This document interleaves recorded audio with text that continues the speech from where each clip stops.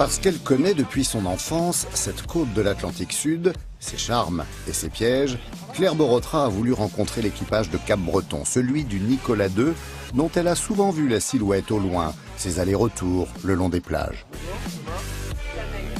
Rendez-vous devant la petite cabane de la station, trop petite sans doute, mais chaleureuse. Patrick, le président, est là pour l'accueillir.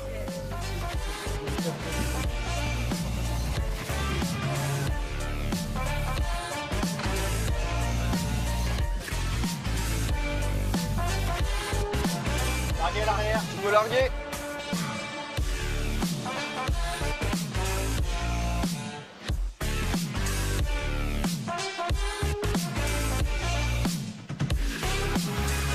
Dans certains moments, elle peut être très dangereuse. Ça dépend des horaires de marée et de l'état de la mer. Bon, là, actuellement, la marée est montante. Là, elle est tranquille. Mais à marée basse ou fin du descendant, avec de la houle, elle peut être très dangereuse. Alors, on a eu quelques accidents graves. Là. Des gens en difficulté grave? Oui, même très grave. C'est souvent des imprudents. Des gens qui ne regardent pas, forcément les horaires des marées, qui ne regardent pas les bulletins météo. Voilà. Nous, on a été élevés dans la crainte de l'océan ici. Ouais, il vaut mieux quand même être prudent. De se dire que voilà, c'est l'océan qui a le dernier mot, quoi qu'il arrive, et qu'il faut savoir où est notre place par rapport à ça. Toujours rester humble. Oui. Malheureusement, nous, on est bien placés pour voir ce qu'il ne faut pas faire. Par exemple, nous, on met toujours, dès qu'on monte à bord, on met les gilets. Pour montrer l'exemple. Et pour notre sécurité, et puis pour montrer l'exemple, parce qu'on a beaucoup d'exemples qui se sont terminés tragiquement. Les gens auraient simplement eu un petit gilet comme ça qui se gonfle automatiquement et ils seraient encore en vie. C'est des gestes tellement simples et qui peuvent changer quand même vraiment le cours des choses. Quoi. Bah, c'est bon, tu vas pouvoir t'approcher. Je pense qu'on va se mettre dos au clapot. Ah, ok, j'attends que la vedette reprenne direction de la plage et se m'approche. Ok, Dominique, on peut se mettre... Après, on arrive... on a le gouffre qui démarre là de suite. Alors j'en ai souvent entendu parler, mais c'est quoi exactement le gouffre? C'est une faille, c'est ça? En fait, c'est une faille. Ça descend jusqu'à 4000 mètres de profondeur. C'est impressionnant. Le jet ski est indispensable ici pour agir rapidement. Et Jérémy a mis ses compétences au service de l'équipage.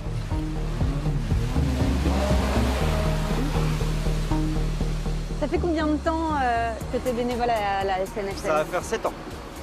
7 ans que je suis bénévole à la station de Cap-Breton.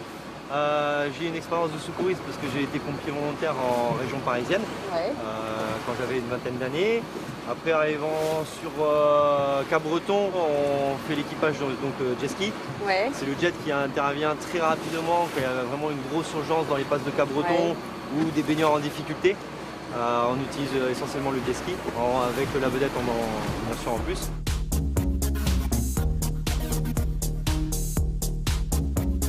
Il doit y avoir une belle ambiance du coup entre bénévoles engagés, c'est pas anodin. Très bonne ambiance, entraide, surtout par rapport à nos compagnes, c'est pour elles le pire parce qu'elles nous attendent. Elles savent quand on part, des fois elles savent pas quand on revient. Donc voilà, elles sont vraiment solidaires entre elles. Et elles ont peur pour vous? Elles ont l'impression que vous prenez des risques peut-être? Les risques sont un peu toujours calculés. Maintenant, elles ont toujours peur parce qu'elles ne connaissent pas le but de l'intervention, où est-ce qu'on va, comment est la mer. On essaye par des petits messages de leur tenir informés qu'est-ce que c'est ou le délai, quand est-ce qu'on va revenir, avec la crainte que ça se transforme, l'océan qui se déchaîne et puis voilà. La potence du Nicolas II est un plus pour venir en aide aux baigneurs. Retenez ces chiffres. L'an passé, la SNSM a secouru plus de 9000 personnes au cours de 6642 interventions. Ça parle tout seul, non? Combien il y a de bénévoles à la SNSM? Il y a 8000 bénévoles en tout à la SNSM, répartis entre les canotiers et les intercotiers. C'est un engagement qui est beau, puisque 8000 bénévoles pour une association, ça fait quand même beaucoup de personnel. Vous faites du sauvetage en mer et il y a aussi une partie de votre équipe qui fait du sauvetage sur les plages? Côtier. Alors, nous, non. Côtier, Enfin, non? pas la station. La station, donc ici, tous les gens qui sont là sont sur les canaux. Par contre, moi, par exemple, j'ai commencé la SNSM, je suis rentré en tant que sauveteur saisonnier, donc sauveteur l'été. Là, c'est un statut un peu différent parce qu'on est formé par la SNSM et on est employé après par les communes en tant qu'employés municipaux pour surveiller les plages sous la tenue SNSM. Ça tâche savoir que les sauveteurs saisonniers ont le même cursus de formation que les pompiers, donc secouristes aussi. Et avec des plages pareilles, l'aide aux baigneurs et surfeurs fait partie ici des nombreuses interventions. Il y avait la mer, le soleil et ses pièges. Ici, on connaît la chanson. Après, les particularités qu'on a ici, on a ce phénomène de baïne et on a un effet de courant qui ramène vers le large. Et c'est là que le réflexe, c'est de retourner à la plage. Alors de s'épuiser, alors qu'il faut se laisser porter. Le vent ne ramène pas très loin, il ramène juste derrière la barre. Et donc, il faut les récupérer derrière. Enfin, on peut penser être tout à fait en sécurité au bord de la plage et en fait, il y a une baïne et vous partez. Moi, j'ai vu des groupes entiers de personnes partir d'un seul coup au large.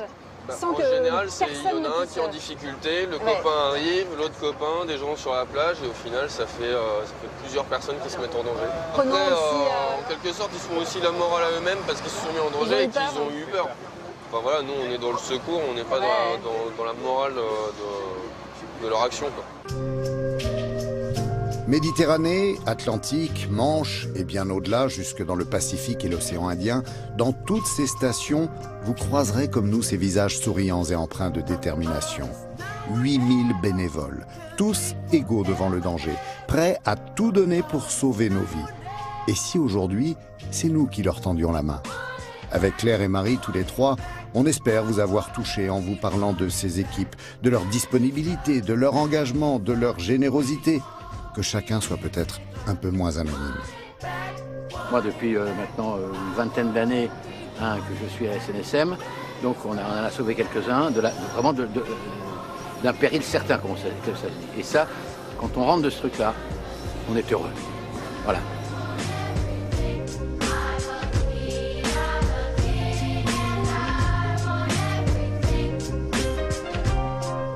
La SNSM, c'est la solidarité des gens de mer. C'est un engagement par tous les temps, tous les jours, des hommes et des femmes. Ce sont ceux et celles qui sont là, on ne les voit pas. Qui savent ce que l'engagement veut dire. Pour moi, la SNSM, c'est crucial. On en a besoin.